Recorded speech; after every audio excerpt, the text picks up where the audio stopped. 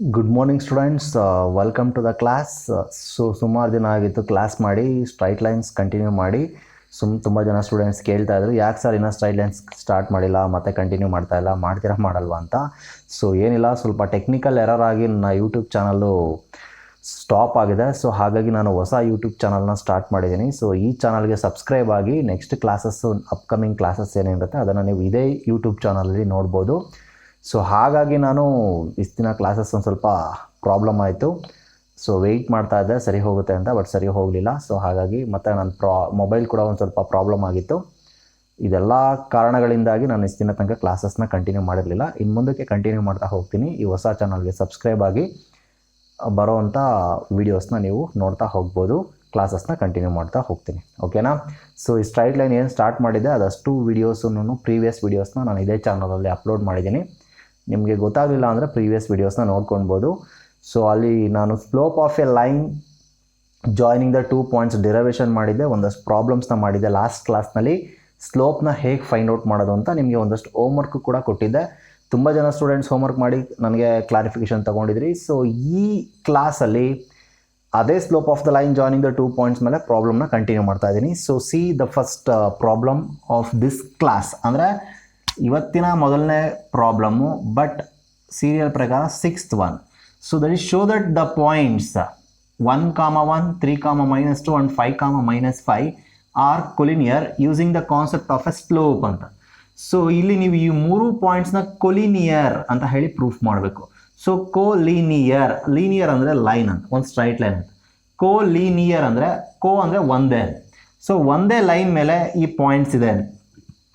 Collinear means ಒಂದೇ line ಮೇಲೆ 3 points ಬರುವಂಥದ್ದನ್ನು linear ಅಂದರೆ ಲೈನ್, ಒಂದೇ ಲೈನ್ ಮೇಲೆ ಬರುವಂಥ ಪಾಯಿಂಟ್ಸ್ ಅಂತ. ಸೊ ಈ 3 ಪಾಯಿಂಟ್ಸು ಒಂದೇ ಲೈನ್ ಮೇಲಿದೆ ಅಂತ ಹೇಳಿ ಪ್ರೂಫ್ ಮಾಡಬೇಕು. 1, 1, 3, -2 and 5, -5 ಆರ್ ಕೊಲಿನಿಯರ್ ಅಂತ ಹೇಳಬೇಕು ಅಂದರೆ 3 ಒಂದೇ ಲೈನ್ ಮೇಲಿದೆ. ಯಾವಾಗ ನಾವು 3 ಪಾಯಿಂಟ್ಸ್ನ ಒಂದೇ ಲೈನ್ ಮೇಲಿದೆ ಅಂತ ಹೇಳಿ ಪ್ರೂಫ್ ಮಾಡ್ತೀವಿ? On the basis of slope of A line. Slope of A line concept basis ಮೇಲೆ ಯಾವಾಗ ನಾವು 3 ಪಾಯಿಂಟ್ಸ್ನ ಒಂದೇ ಲೈನ್ ಮೇಲಿದೆ ಅಂತ ಹೇಳ್ತೀವಿ ಅಂತ. ಸೊ ಈ ಕಾನ್ಸೆಪ್ಟ್ನ ಅರ್ಥ ಮಾಡ್ಕೊಳ್ಳಿ ಕರೆಕ್ಟಾಗೆ. ಸೊ ಏನದು ಕಾನ್ಸೆಪ್ಟ್ ಅಂತ, ಸೊ ಒಂದು ಲೈನ್ನ ಕನ್ಸಿಡರ್ ಮಾಡ್ತಾ ಇದ್ದೀನಿ. So that line makes an angle 30 degree with X Axis ಅಂತ. ಸೊ ಲೈನು 30 ಡಿಗ್ರಿ ಆ್ಯಂಗಲ್ ಅಷ್ಟು ಫಾರ್ಮೇಷನ್ ಮಾಡ್ತಿದೆ ವಿತ್ ಎಕ್ಸ್ ಆಕ್ಸಿಸ್. ನೆಕ್ಸ್ಟ್ ಒಂದು ಲೈನ್ನ ಜಾಯಿನ್ ಮಾಡೋಣ ಹೀಗೆ. ಸೊ ಇಲ್ಲಿ ನಿಮಗೆ ಎಷ್ಟು ಆ್ಯಂಗಲ್ ಇರುತ್ತೆ? So that is also 30 degree. So next ಇಲ್ಲೊಂದು ಲೈನ್ ಬರೆಯೋಣ, ಅದು ಕೂಡ 30 ಡಿಗ್ರಿನೇ ಬರುತ್ತೆ. ಸೊ ಇಲ್ಲಿ ಎಷ್ಟು ಬರುತ್ತೆ? ಇದು ಕೂಡ 30 ಡಿಗ್ರಿನೇ ಬರುತ್ತೆ. ಸೊ ಅರ್ಥ ಮಾಡ್ಕೊಳ್ಳಿ ನಾನು ಹೇಳುವಂಥ ಕಾನ್ಸೆಪ್ಟು. ಇಲ್ಲಿ ಈ ಲೈನ್ ಜಾಯಿನ್ ಮಾಡಿದ್ದೀನಲ್ವಾ, ಇಲ್ಲೆಲ್ಲ ಒಂದೊಂದು ಪಾಯಿಂಟ್ ಹಾಗಂತ ಚೂಸ್ ಮಾಡಿ. ಇದನ್ನು ಎ, ಇದನ್ನು ಬಿ, ಇದನ್ನು ಸಿ ಅಂತ ಅಂದ್ಕೋಣ. ಸೊ ಇಲ್ಲಿ ನನಗೆ ಬಂದಿರುವಂಥ ಆ್ಯಂಗಲ್, ಎನಲ್ಲಿ ಬಂದಿರುವಂಥ ಆ್ಯಂಗಲ್ 30 ಡಿಗ್ರಿ, ಬಿನಲ್ಲಿ ಬಂದಿರುವಂಥ ಆ್ಯಂಗಲ್ 30 ಡಿಗ್ರಿ, ಸಿನಲ್ಲಿ ಬಂದಿರುವಂಥ ಆ್ಯಂಗಲ್ ಕೂಡ 30 degree. So what is the slope of, ಇದನ್ನು ನಾನು ಸಮ್ ಡಿ ಅಂತ ಅನ್ಕೊತೀನಿ. What is the slope of the line D E ಅಂತ. ಸೊ ಡಿ ಇ ಲೈನ್ದು ಸ್ಲೋಪ್ ಏನು ಅಂದರೆ ನಾನು ಹೇಳ್ಕೊಟ್ಟಿದ್ದೆ, if we know the angle made by the line with X axis then the slope of the line is tan theta. So here the line D E makes an angle 30 degree with X Axis. That's why the slope of the line DE is tan 30. ಹೌದಲ್ಲ? So what is the value of tan 30? So tan 30 value is 1/√3. So ಹಾಗೆ DE line the slope ಏನಾಯಿತು ಅಂದರೆ 1/√3. What about the slope of the line DA? DA line ಏನು ಅಂದರೆ 30 ಡಿಗ್ರಿನೇ ಬರುತ್ತೆ. So 1/√3. What is the slope of the line AB? AB line the slope ಏನು ಅಂದರೆ tan 30 1/√3. Slope of B C ಏನು ಅಂದರೆ tan 30 1/√3.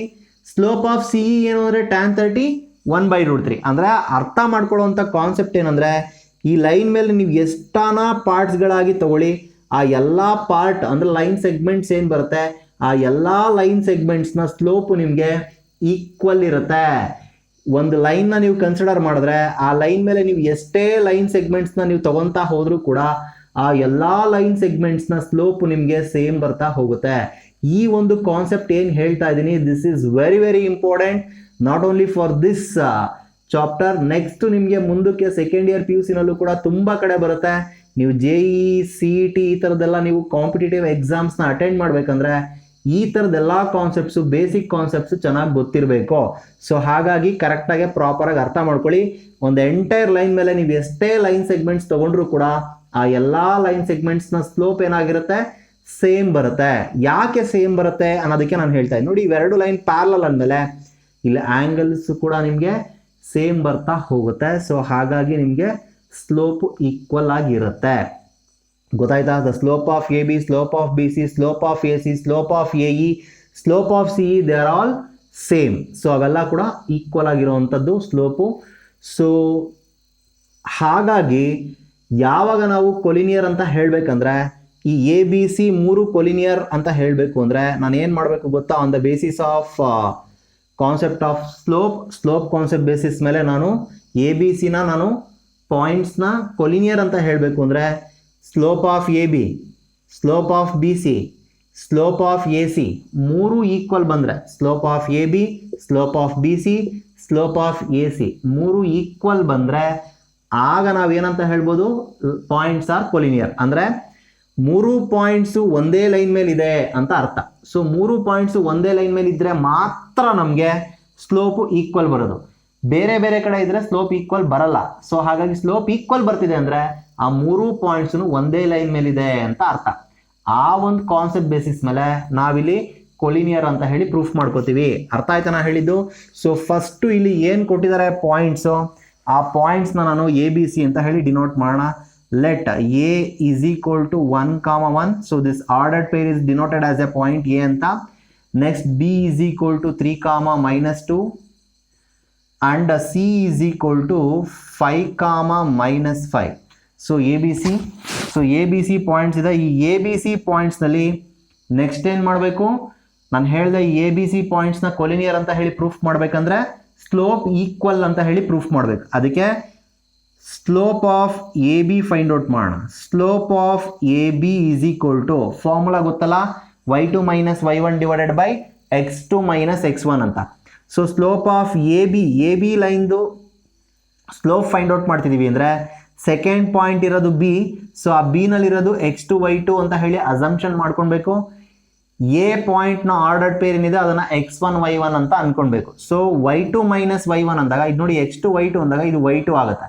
So -2 y2 minus y1 ಏನು ಅಂದರೆ 1 divided by x2 means 3 minus x1 means 1. ಅರ್ಥ ಮಾಡ್ಕೊಳ್ಳಿ, ಇಲ್ಲಿ ಬರ್ದಿರೋದು AB ಅಲ್ವಾ?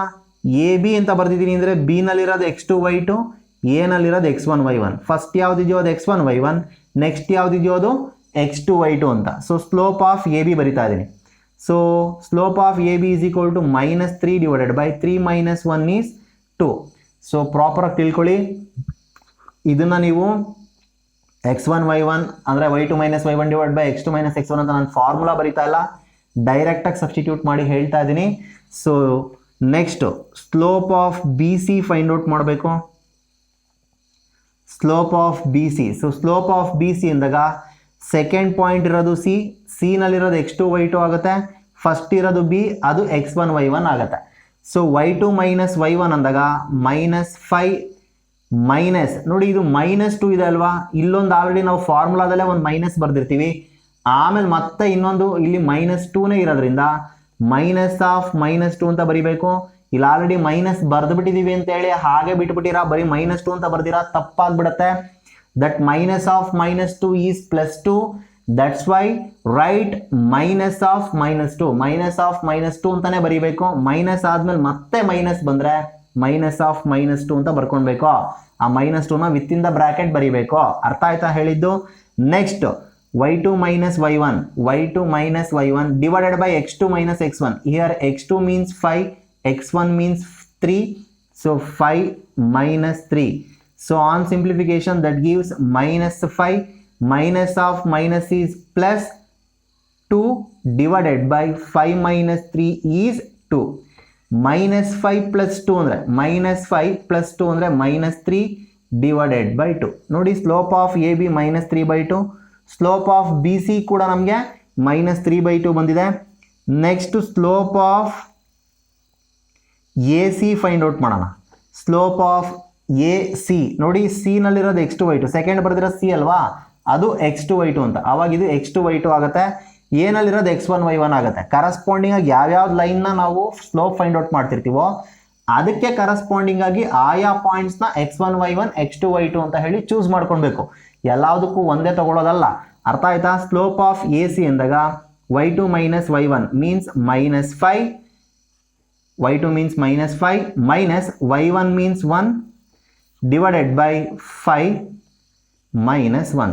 So -5 minus 1 is -6 divided by 5 minus 1 is 4. So 2 3s are 2 2s are cancel ಆಗುತ್ತೆ. So ಹಾಗಾಗಿ that is -3/2. So slope of AB is equal to slope of BC is equal to slope of AC. ಮೂರು equal ಆಗ್ತಿದೆ. therefore A B C are collinear. So ಮೂರು points ಕೂಡ collinear ಆಗಿದೆ ಅಂತ ಅರ್ಥ ಆಯ್ತಾ ನಾನು ಹೇಳಿದ್ದು. Next problem is find the value of x for which the points x, -1, 2, 1 and 4, 5 R collinear. ಈ ಪ್ರಾಬ್ಲಮ್ನಲ್ಲಿ ಏನಂದ್ರೆ ಅವರೇ ಹೇಳಿದರೆ ಮೂರು ಪಾಯಿಂಟ್ಸ್ ಕೊಲಿನಿಯರ್ ಆಗಿದೆ ಅಂತ. ಕೊಲಿನಿಯರ್ ಆಗಿದೆ ಅಂತ ಅಂದ್ಕೊಂಡು ನೀವು ಎಕ್ಸ್ ವ್ಯಾಲ್ಯೂನ ಫೈಂಡ್ ಔಟ್ ಮಾಡಬೇಕು. ಇಲ್ಲಿ ಇವು ಮೂರು ಪಾಯಿಂಟ್ಸ್ ಕೊಲಿನಿಯರ್ ಆಗಿದೆ. ಫಸ್ಟ್ ನೋಡಿ, ಅದನ್ನ ನಾನು ಎ ಅಂತ ಚೂಸ್ ಮಾಡ್ತೀನಿ. So A is equal to x, -1, B is equal to 2, 1 and C is equal to 4, 5. ನಾನು ಅದನ್ನ ಎ ಬಿ ಸಿ ಅಂತ ಹೇಳಿ ಚೂಸ್ ಮಾಡ್ತಾ ಇದ್ದೀನಿ. ಅರ್ಥ ಮಾಡ್ಕೊಳ್ಳಿ ಕರೆಕ್ಟಾಗೆ. Here these 3 points are collinear. So using the concept of that slope, you have to find the value of x. Here you have to find the value of x. Condition ಏನು ಅಂದ್ರೆ points are collinear ಅಂತ. Points collinear ಆಗಿದೆ ಅಂದ್ರೆ if 3 points are collinear, then the slope of AB, slope of BC, slope of AC are equal. ಅರ್ಥ ಮಾಡ್ಕೊಳ್ಳಿ. ಅವರೇ ಮೂರು points ನ ಕೊಲಿನಿಯರ್ ಅಂತ ಹೇಳಿದ್ದಾರೆ ಅಂದ್ರೆ ಸ್ಲೋಪ್, ಆ ಲೈನ್ ಸೆಗ್ಮೆಂಟ್ಸ್ಗೆ ಏನು ಸ್ಲೋಪ್ನ ಫೈಂಡ್ ಔಟ್ ಮಾಡ್ತೀವಿ, ಸ್ಲೋಪ್ ಆಫ್ ಎ ಬಿ ಇರ್ಬೋದು, ಸ್ಲೋಪ್ ಆಫ್ ಬಿ ಸಿ ಇರ್ಬೋದು, ಹಾಗೆ ಸ್ಲೋಪ್ ಆಫ್ ಎ ಸಿ ಇರ್ಬೋದು, ಅವು ಮೂರೂ ಕೂಡ ಈಕ್ವಲ್ ಆಗಿರುತ್ತೆ. ಹೌದಾ ಅಲ್ವಾ? ಸೊ ಆ ಒಂದು ಕಾನ್ಸೆಪ್ಟ್ನ ಯೂಸ್ ಮಾಡಿಕೊಂಡು ನಾವಿಲ್ಲಿ ಎಕ್ಸ್ ವ್ಯಾಲ್ಯೂನ ಫೈಂಡ್ ಔಟ್ ಮಾಡಬೇಕು. ಪ್ರೀವಿಯಸ್ ಪ್ರಾಬ್ಲಮ್ನಲ್ಲಿ show that the points are collinear ಅಂತ ಹೇಳಿದ್ರು. That's why we find the slope of A B, slope of B C and slope of A C. ಅದಾದ್ಮೇಲೆ ನಾವು ಅವು ಮೂರು ಈಕ್ವಲ್ ಅಂತ ಹೇಳಿ ಪ್ರೂಫ್ ಮಾಡಿದ್ವಿ. ಸೊ ಮೂರು ಈಕ್ವಲ್ ಆಗ್ತಿದೆ, therefore the points are collinear ಅಂತ ಹೇಳಿ ಕನ್ಕ್ಲೂಡ್ ಮಾಡಿದ್ವಿ. Here they say the points are collinear. So that using that concept find the value of x ಅಂತ ಹೇಳಿದ್ದಾರೆ. ಸೊ ಎ ಬಿ ಸಿ ಅಂತ ಹೇಳಿ ಡಿನೋಟ್ ಮಾಡಿ, ದೆನ್ ನೆಕ್ಸ್ಟ್ ಏನ್ ಮಾಡ್ತೀರಾ ಅಂತ slope of A B find out ಮಾಡೋಣ. Slope of A B find out ಮಾಡೋಣ. So slope of A B ಏನು ಬರುತ್ತೆ? So as usual second point is B, so take that as x2 y2 and first one is A, take that as x1 y1. By using the formula find the slope of AB, that is the slope of AB is 1 minus of -1. Minus ಆದ್ಮೇಲೆ ಮತ್ತೆ -1 ಬರ್ತಿದೆ. So right that -1 with in the bracket. Next 2 minus x. So x2 minus x1. Here x1 means x, x1 means x. So that's why I write x in the place of x1.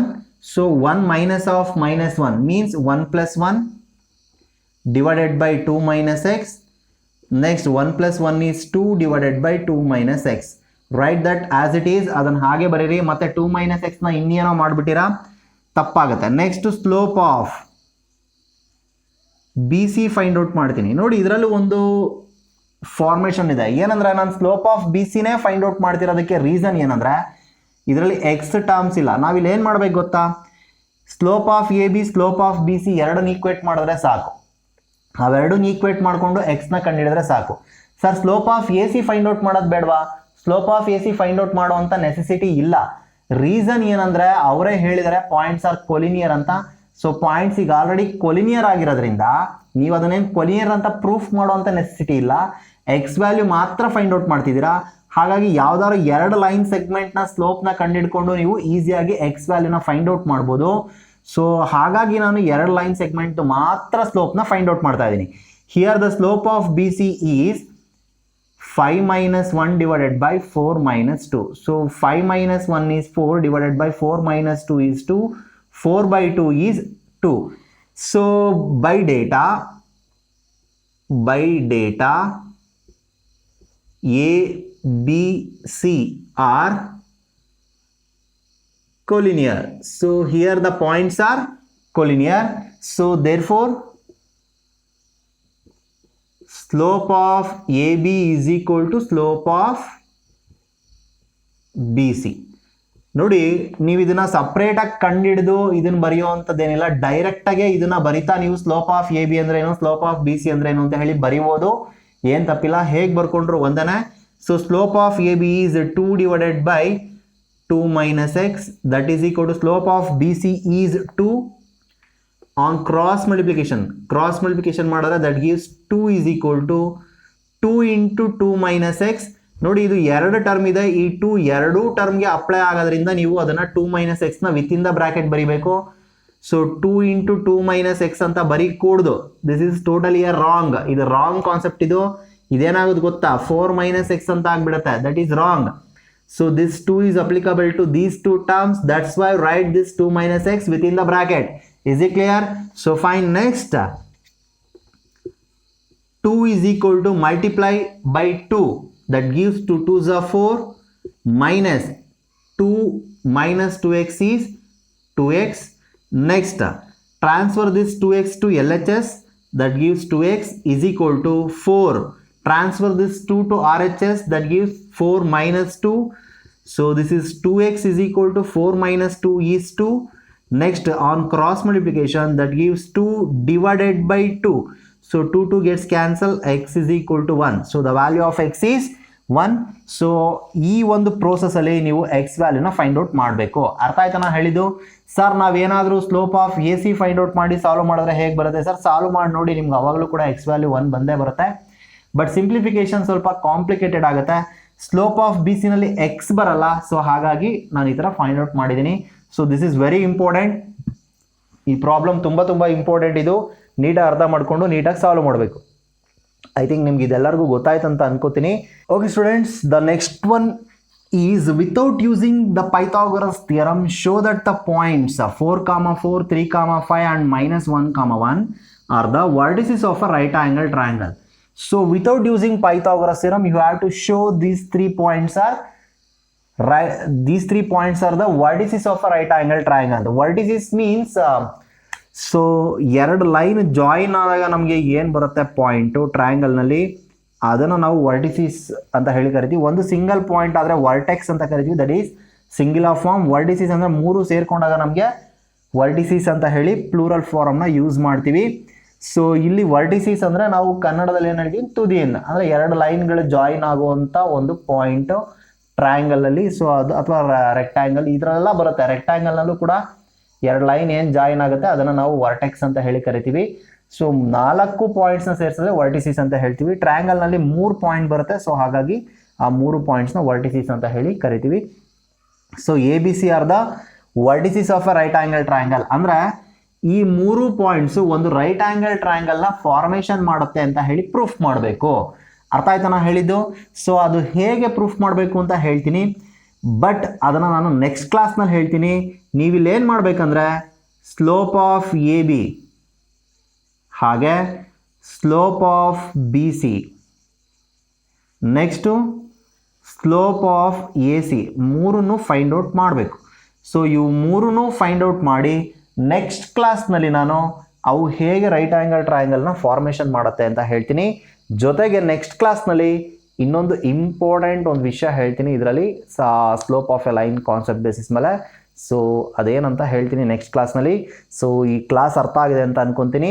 In case doubt ಬಂದರೆ comment ಮಾಡಿ, ನಾನು clarify ಮಾಡ್ತೀನಿ. So thank you for watching. Thank you one and all.